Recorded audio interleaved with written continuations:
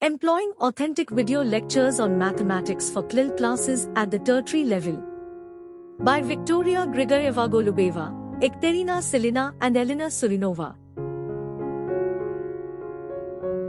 At present, the ever-changing society demands require constant adaptation of educational systems to equip graduates not only with specialized competences, but also with high level of general knowledge, analytical thinking and creativity.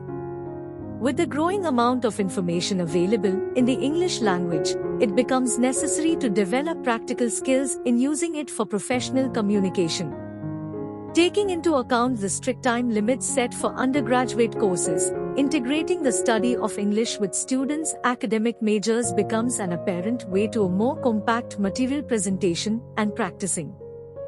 This text gives a description and detailed results analysis of experimental teaching of English to students of applied mathematics based on authentic YouTube video lectures in mathematics, which can make the basis for developing well-thought-out CLIL courses at the tertiary level.